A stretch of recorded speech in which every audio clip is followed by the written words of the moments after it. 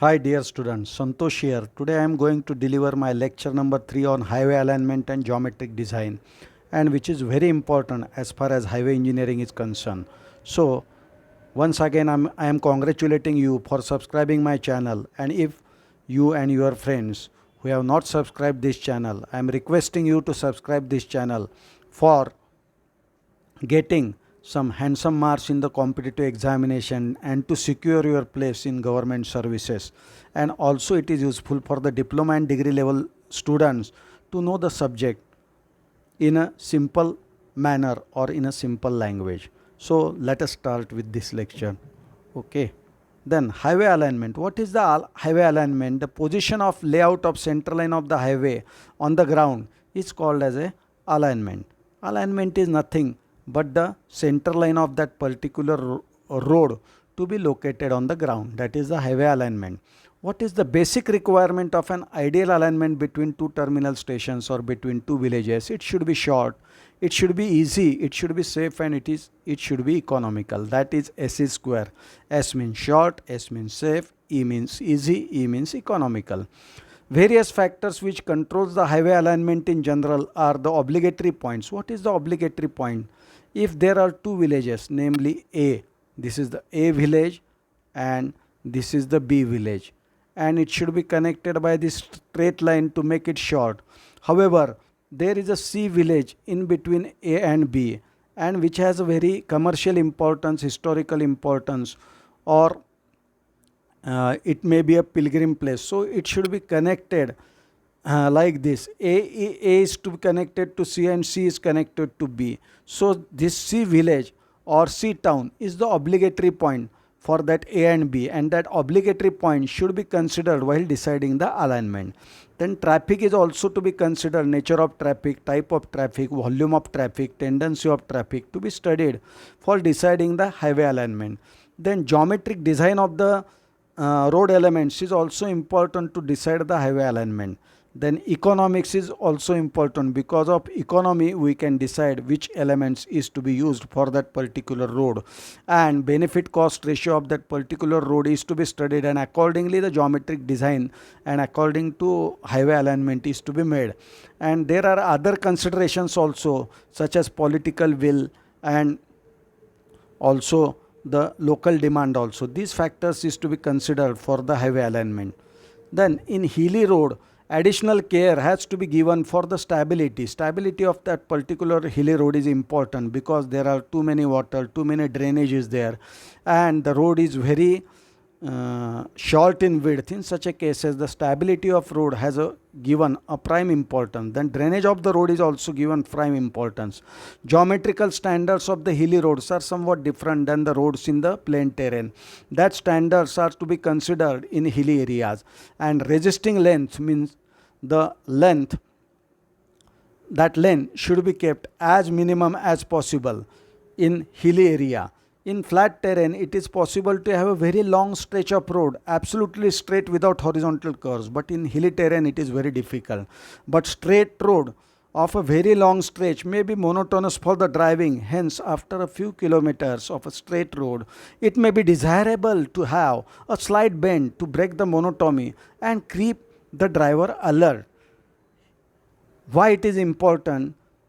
In Marathi, we say that तुमचा स्वभाव फार जास्त सरळ असला तर तो काही चांगला नसतो. तुम्ही जास्त सरळ असणं हे तुमच्यासाठीच धोक्याचं आहे. म्हणूनच सरळ रोड जो आहे, सोलापूर पुणे रोड सहसा सरळ आहे. या सरळ रोडवर ॲक्सिडेंट जास्त होतात, कारण ड्रायव्हर हा अलर्ट राहत नाही. त्याला स्ट्रेटच रोड असतो, तिथं काय कर्व नाहीत किंवा बाकी हिली टेरेन नाही. त्यामुळं ड्रायव्हर तिथं अलर्ट राहत नाही आणि अशा ठिकाणी ॲक्सिडेंट होतात. त्यामुळं जीवनातसुद्धा जास्त सरळ स्वभाव चांगला नाही आहे. त्याला थोडीफार वळणं असली की तुम्हाला त्रास होणार नाही. हेच मला या लेक्चरमधून तुम्हाला सांगायचं आहे.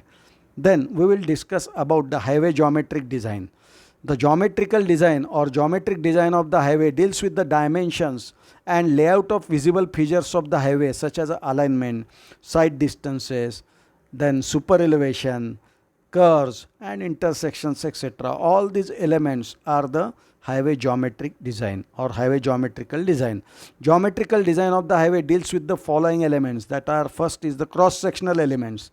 It includes the width of pavement, formation of the land, the surface characteristics and cross slope of the pavement, means that camber of the pavement.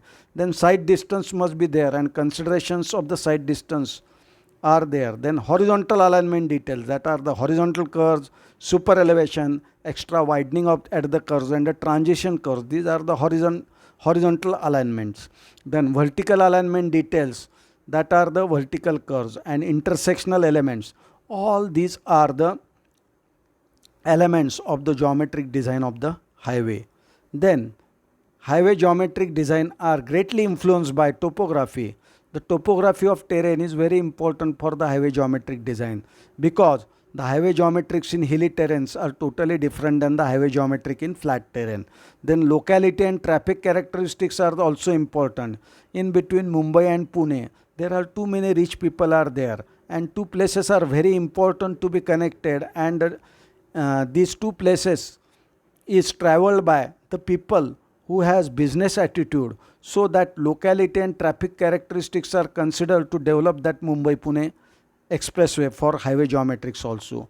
And the requirement of the design speed, if you want to go to that place as early as possible, then the design speed is to be considered as a more. And for Mumbai-Pune expressway, the design speed is 100 km per hour, but it is advisable to travel by 80 km per hour, but the road is designed for a speed of 120 km per hour. Then we will discuss factor which control the geometric design requirements are the speed. Speed is very important to control the geometric design. Then road user and vehicular characteristics, these are also important. Then design speed or design traffic is also important as far as geometric design requirement is concerned. Then traffic capacity is also important, means how much traffic is traveling in between these two stations is also important. And benefit cost considerations, that are also important, because you are going to spend on that road, so that expenditure is to be recovered by means of a toll or any other means, so that benefit cost considerations also given prime importance. Then we will discuss about the design speed. The maximum safe speed of vehicle assumed for the geometric design of the highway is known as a design speed. As I discussed earlier, for Mumbai-Pune expressway, the design speed is to be considered as a 120 km per hour. However, the speed recommended is 80 km per hour due to terrain conditions. Then what are the factors to be governed for the design speed are the class and condition of the road surface. That is very important, because the class of vehicle, how much they can travel at how much speed, that is also important, and condition of road surface is also important. Then second factor is nature, intensity and type of traffic is also important for design speed. Type of curves along the road is also important. On Mumbai-Pune expressway near Lonavala Khandala, there are too many curves, and at that point the design speed is lowered up to a 30 km per hour. Then side distance required is also important factor for the design speed. Then we will discuss the three terms which occurs while traveling of any vehicle. First is the friction.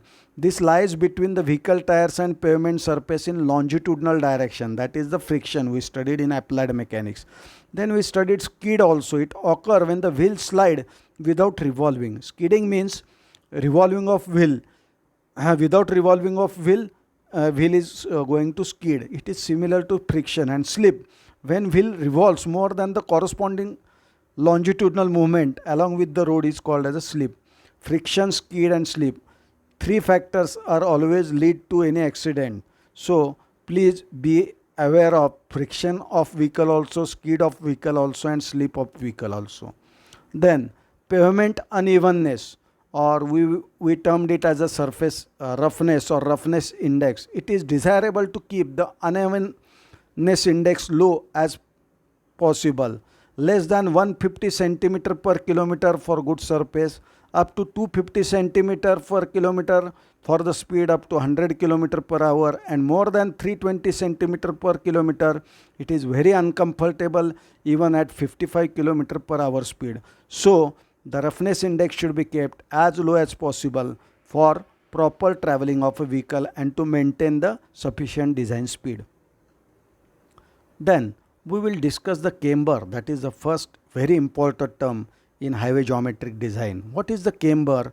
Camber is the cross slope provided to the road surface in transverse direction to drain off the rainwater from the road surface, and the slope in longitudinal direction is called as a gradient, and slope in transverse direction is called as a camber. And camber is expressed in the percentage or 1 in 100 or 1 in 50, like that. It is expressed in percentage also, and it is expressed in 1 in x also. The purpose of providing camber is provided mainly to drain off the rainwater from the surface of the road as early as possible. Incidentally, it may also help vehicle moving in opposite direction to restrict to half of the road. So half camber is different, half camber is different. So the movement of the traffic in one particular direction, camber helps in providing that movement. And poor drainage will result in water percolating in the substrata, and standing water on the road surface may cause inconvenience to the traffic. So to avoid the inconvenience to the traffic also, the camber is to be provided. Then we will discuss the types of cambers. All the time it is asked in the examination, what are the different types of cambers? The first camber is sloped or a straight camber. Second is parabolic or elliptical camber. Third is a composite camber, and last one is the barrel camber. All these cambers are very important as far as highway geometric design is concerned. First of all, we will discuss the straight camber. Straight camber, please look at this figure. This is the half portion of the road. This is b by 2, so it is termed as a b by 2. This is center line of the road. This is center line of the road, and half portion is like this also. And this length is considered as a x up to the crown. From the bottom of the road and up to the crown, that length or that height is considered as a x. And this b by 2 is divided into two portions. This is b by 4 and this is b by 4. Okay, this is b by 4. And this crown and this road edge is connected by the straight line, and such a type of camber is called as a straight camber, and this shape is easy to construct. Okay. Then we will discuss the parabolic or elliptical camber. Name itself indicates the camber is of parabolic shape or a elliptical shape, and such a shape is formed from the edge to the crown. That is very important. Any shape is given from edge to the crown is called as a camber. So here parabolic barrel camber is shown. This half width is b by 2. Then it is divided into b by 10 from the crown, and again b by 10 from the crown, and from the edge also it is divided by b by 10 and b by 10 for parabolic, and these heights are varying from 0.52x for second b by 10, that 2b by 10 0.75x, and from the crown b by 10 the height is 0.97x, and from crown 2b by 10 the height is 0.89 by x. Such a shape is termed as a parabolic shaped camber. And for elliptical, the b by 2 length is divided into 4 sections, that is b by 8, b by 8, b by 8, b by 8, and the height at b by 8 from the edge is 0.35x, and from 2b by 8 the height is 0.65x, and for 3b by 8 or b by 8 from the crown the height is 0.87x, and it is all these 3 points are connected, and such a shape is the elliptical, and such a camber is called as a elliptical camber. Okay. Then we will discuss about the composite camber. Name itself indicates it is composition of two, means it is composition of straight and parabolic, or it is the combination of straight or elliptical. This camber is combination, as I explained earlier. The center portion of the road is formed by curve parabolic or elliptical, and edges are the straight line, means these edges are straight lines, and this central portion is parabolic, elliptical or circular. And if total width is b, then from 2/3 of b from the edge or 2/3 of b from the edge, the 2 points are developed, and these 2 points are connected by parabolic, circular or elliptical section, and the portion between the edge and 2/3 b is connected by a straight line, and such a camber is called as a composite camber. and due to curved camber, road cross section is rather flat and vehicle find this cross section more convenient. For vehicle, this cross section is more convenient for traveling. Okay, composite camber. Then we will discuss about the barrel camber. This camber consisting of continuous curve that may be either parabolic or elliptical. It is not a combination of straight and parabolic or combination of straight and elliptical, but it is the combination of, it is not combination, it consisting of only one parabolic or elliptical shape curve.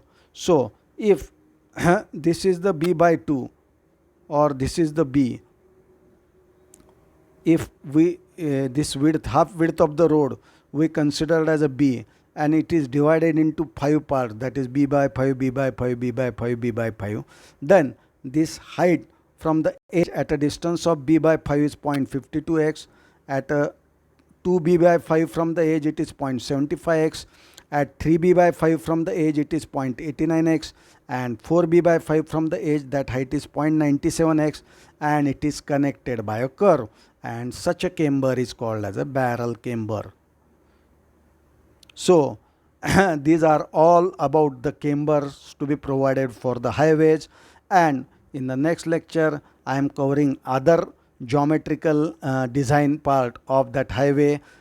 And you must subscribe my channel and also press bell icon to get the further notifications. So again, I am congratulating you for the people who subscribe my channel, and who have not subscribed my channel, please subscribe my channel as early as possible for MPSC mains examination as well as diploma and degree level of examinations in civil engineering. Till then, bye bye.